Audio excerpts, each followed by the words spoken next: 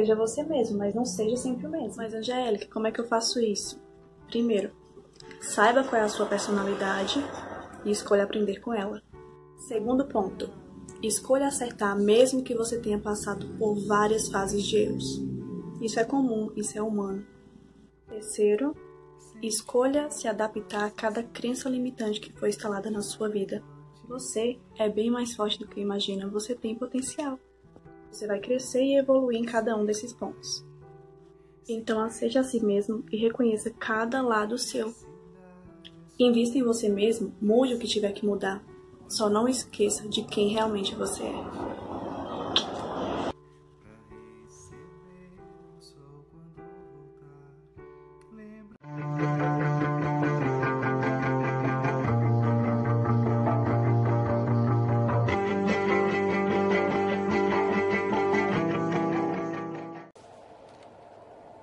Olá, amigos. Estava eu a passar os olhos por um dos meus blogs preferidos, The Red Hand Files, de Nick Cave, onde ele responde às perguntas de vários fãs. Quando li esta resposta a uma fã, quando ela lhe pergunta quais são os seus 40 livros preferidos. Para responder a esta pergunta, bastava-me ir às minhas estantes e escolher 40 livros. Contudo, as minhas estantes estão completamente vazias. Os mais de 5.000 livros que acumulei ao longo dos anos foram enviados para a Biblioteca Real Dinamarquesa em Copenhaga e fazem agora parte da exposição Stranger Than Kindness, que é de cortar a respiração. Sem a minha biblioteca à frente, é difícil reunir a lista completa dos meus livros mais queridos. O melhor que posso fazer, diz Nick Cave, é reunir uma lista de títulos bastante incoerente, da forma como me vem à mente, e que por uma razão ou por outra há anos que adoro. Nick Cave deixa então 50 títulos sem nenhuma ordem em particular. De referir que a fã pediu-lhe 40 e ele deixa 50. Ora bem, vale a pena olhar com atenção para estes títulos, para encontrarmos autores como Camille Paglia, uma catedrática norte-americana e a principal teórica do pós-feminismo, Safir, que é o pseudónimo de Ramona Lofton, uma das vozes mais apaixonantes da literatura afro-americana, Flannery O'Connor, uma escritora norte-americana cuja literatura é marcada por uma visão apocalíptica da vida, E. Cummings, Vladimir Nabokov, William Faulkner, Anton Chekhov e Sylvia Plath, entre outros. Mas, ao lermos esta lista, ocorre-nos uma reflexão. Nick Cave é também escritor. Ele tem vários livros de poesia editados e 2 romances. A sua poesia é marcada por temas como o amor, a morte, a fé, a raiva, a angústia, mas também a beleza e a pureza da alma. Ele também coloca na sua poesia fortes referências bíblicas. Os seus 2 romances, A Morte de Bunny Monroe e O Burro Viu o Anjo, têm personagens que são fortemente marcados por acontecimentos trágicos. No primeiro, A Morte de Bunny Monroe, um homem violento cuja mulher se suicida parte numa viagem alucinante com o filho. Durante a viagem, ele descobre que tem os dias contados. Neste livro, Nick Cave faz um retrato sombrio, mas ao mesmo tempo humano e muito terno, de uma relação entre um pai e um filho. No romance E o Burro Viu o Anjo, o personagem nasce no seio de uma família violenta e alcoólica. Ele é ostracizado e silenciado pela comunidade. Quando é declarado que uma outra criança é abençoada, cresce no personagem principal o desejo de vingança. Nick Cave mostra grande brio linguístico na sua escrita e oferece aos leitores pormenores grotescos e tragicómicos. As suas personagens vivem numa constante luta entre a violência e a leveza da alma. Na sua escrita não há fantasia, mas um constante confronto com a realidade, quer seja na crueza da violência, na finitude da morte ou na subtileza do amor. Vale a pena debruçarmos sobre a escrita de Nick Cave e já agora sobre a sua música.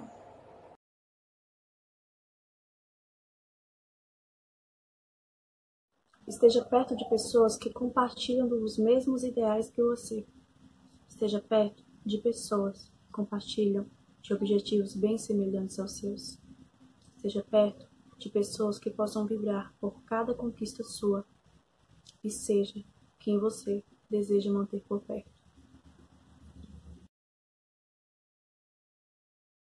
Muitas vezes. O primeiro grande problema é que há pessoas incertas em dados lugares que não deveriam estar. Esse é o primeiro grande problema que nós temos por aqui. São pessoas que são áreas sensíveis e há pessoas que poderiam ali estar e fazer melhor, mas que infelizmente por outras razões escolhe-se o militante ou o amigo em relação a um bom profissional, alguém formado nestas matérias ou com experiências, ainda que não seja formado, mas com experiência para tal. E aqui então o nosso antigo Ministério da Cultura era uma casa que em muito não fazia o que devia fazer. É a questão das próprias línguas africanas, angolanas, e depois criar esse diálogo para tradução e depois criamos, como você antes disse, se calhar, continuando com a máxima de um só povo, uma só nação, a ideia de que tudo tem que ser em português. Quando nós temos aqui um conjunto de pessoas que têm as outras línguas angolanas como línguas maternas e que gostava de ler também uma tradução, assim como ler do inglês para o português, também gostava de ler do português para o mundo, do português para o choco, do português para o quimundo ou outras, mas falha-se. Agora, um outro segundo plano que nos leva a estar nesta situação em que estamos é a falta de uma indústria de papel. E lembrar aqui que antes da independência nós tínhamos uma indústria de papel em Angola. Sim, uma se não duas. Havia aí uma aqui em Luanda, aí ao Kazenga, nas emissórias, havia, os considerados emissórias, havia aí aquele espaço que hoje foi transformado em lugar de venda de peças de quinta mão ou décima mão de automóvel. Já foi, aquele espaço foi uma indústria de papel e nós aqui não temos uma indústria de papel, assim como não temos uma indústria de disco. Logo, aqueles que se aventuram pelo mundo da edição têm que importar o papel. Vão ter que importar o papel. E onde é que vai importar o papel? Portugal ou Brasil, normalmente, ou se não, Namíbia, África do Sul e um pouco pelos Estados Unidos, se calhar até muitas vezes França, Estados Unidos, são esses os principais países que fornecem o papel para aqui. Logo, os editores ou muitas vezes, e até bem chamados pelo negociante como simples comerciantes, muitas vezes, porque faz aqui a coisa e a impressão acaba por ser pelo Brasil, por Portugal, ou pela África do Sul, ou pela Namíbia, ou pelos Estados Unidos, muitas vezes, ou pela França também. Esta falta de uma indústria de papel, bem como uma indústria do disco também, e depois acrescida aqui o fato de termos pessoas em certas posições, como é a posição da cultura, até muito tempo a dominarem este setor. E mais um outro fato, o fato de considerarmos aqui apenas 3 super ministérios, como se os outros fossem simplesmente espaços que devem estar no papel legalmente ou praticamente, mas na prática não. Política, aquilo que se costuma chamar o politicamente correto. Então nós temos aqui 3 grandes ministérios, que são: o primeiro é o Ministério das Relações Exteriores, o segundo é o Ministério do Interior e depois o Ministério da Defesa. Esses 3 ministérios funcionam com um desempenho tal que os outros ministérios até poderiam servir de exemplo, mas não vão servir de exemplo, não vão seguir como exemplo. Por quê? Porque, primeiro, a aposta do próprio fundo ou as receitas que eles vão receber do erário público ou do OG é pouca. Falta investimento no setor da educação, falta investimento no setor da saúde, setor da cultura, ambiente e outros. O que é que se faz? Dá-se mais e muito mais para o Ministério da Defesa, o Ministério do Interior e o Ministério das Relações Exteriores em relação aos outros ministérios. E acabamos depois por olhar os outros ministérios como simples espaços que em nada acrescem na sociedade angolana. São estes os principais elementos que nos levam a estar na situação em que nós estamos. Temos um déficit de editoras, temos um déficit de livreiros e até as bibliotecas, cada vez mais bibliotecas e livrarias, principalmente as livrarias, vão desaparecendo. Temos aqui muitas das antigas principais grandes livrarias que hoje estão encerradas. É o caso da Lelo, é o caso ainda da Livraria Mensagem, aqui por Luanda, só para dizer por Luanda, porque as outras províncias têm um déficit ainda muito maior, principalmente aquelas que não tiveram a sorte, se assim podemos dizer, de estar à beira-mar, como o caso de Luanda, Benguela, e um pouco, graças a Deus, o Ambo, que está no interior, são essas as 3 províncias com mais apoios, um pouco a Huila também. Mas as outras províncias têm um déficit muito grande. Lembro da última viagem, estive com uma jovem que ia para o Namibe, e a jovem estudante do ensino médio disse-me que nunca leu um livro. Estudante do ensino secundário, ensino médio. Eu peguei um dos livros que tinha, como viajo sempre com livros, e ofertei, mas marcou-me tanto as palavras da jovem a dizer que parece até que são esquecidos. Parece que são esquecidos. Então vamos ver isso. E depois, falta evitarmos aqui o politicamente correto. Porque essa comissão que se está agora, que o Gociante citou, e que esperamos que venha a dar resultado, também já houve, em 2011, o presidente dos Santos criou com uma comissão um projeto de divulgação do livro e promoção da leitura. Saiu até em decreto isso, mas a prática falha-se. Temos muitas outras coisas boas na teoria, mas do ponto de vista estrutural, prático, quase que nunca são aplicados. Estes são então os elementos que nos levam a estar na situação em que nós estamos, mesmo nós sendo dentro da lusofonia, do ponto de vista cultural, do ponto de vista da literatura, a terceira maior instituição da lusofonia. Só perdemos para Portugal e Brasil.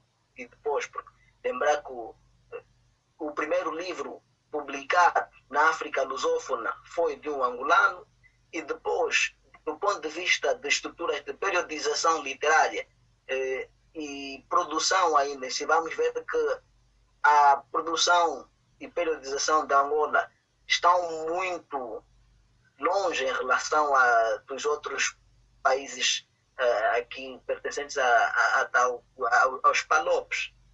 Dizer isso. Eu queria, só para terminar minha participação, elogiar, na verdade, o que eu vi em termos de bibliotecas.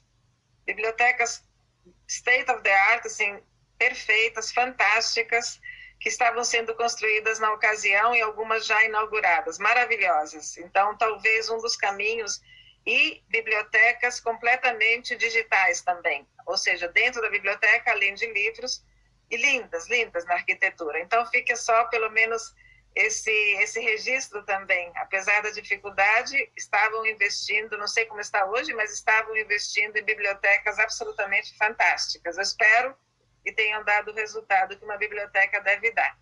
O problema não é criar bibliotecas ou escolas. O problema é pôr a funcionar.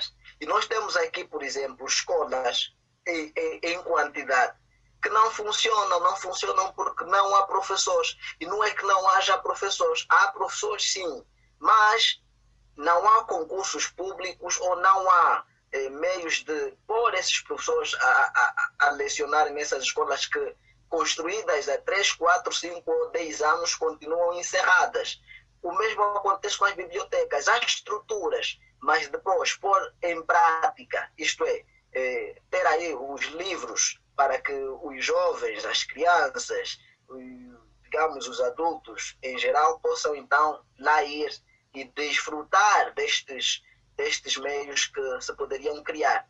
Apresentamos uma coisa para o exterior, mas que o que está aqui sente. Daí, se calhar, muitas vezes, os escritores angolanos da diáspora, que fazem, às vezes, muito furor pelo Brasil, Portugal e outros lados, eu não concordar muito com muitas das coisas que eles dizem nos seus livros, porque não vivem, não sentem o mesmo que o João ou o Gociante ou um outro escritor que está aqui, sente que é ter uma responsabilidade moral, ter livros em casa, mas que você não tem uma sociedade que poderia também ter estas condições, porque as livrarias estão a ser encerradas, as bibliotecas existem em espaço, mas do ponto de vista de material não há. E como sabemos que os materiais literários, que é autor, a obra, depois as bibliotecas, as livrarias, o livreiro também e outros, têm que estarem em sincronia. É preciso haver aqui uma comunhão, e não há esta comunhão. Eu, Gociante, que quer ir à rádio, por exemplo, às vezes tem que pagar até para ir à rádio, ou quer publicar uma obra, tem a obra e ainda tem que pagar para publicar a obra. Tudo, e parece um sacrifício isto. Somos felizes, às vezes, poucos que são felizes, que, como o meu caso ou o caso do Gociante, tirando uns outros mais ligados à elite que já vinha desde os primeiros contactos com os portugueses e outros descendentes de portugueses, vamos assim dizer, de matriz europeia, que têm um grande contacto com as outras editoras, editoras como a Porto Editora ou a Leia e uma ou outra que dão esse suporte, mas que já têm escritores que publicam para elas ou com elas, em forma de bolsa literária, e às vezes fazendo até reedição. eu imagino que o Gociante tenha uma boa obra em casa, ou o João Tala tenha uma boa obra em casa, ou o Elder Simbad tenha uma boa obra em casa, mas que não publica, e a editora tal, que teria a possibilidade de o ajudar ou a ajudar, prefere reeditar um livro que já anda por aí no mercado, simplesmente porque é de alguém que tem uma confiança pelo mesmo, muitas vezes. Bom, meus amigos, infelizmente estamos chegando no nosso final. Eu gostaria de dizer algumas coisas. Primeiro, que foi um prazer grande, né, fazer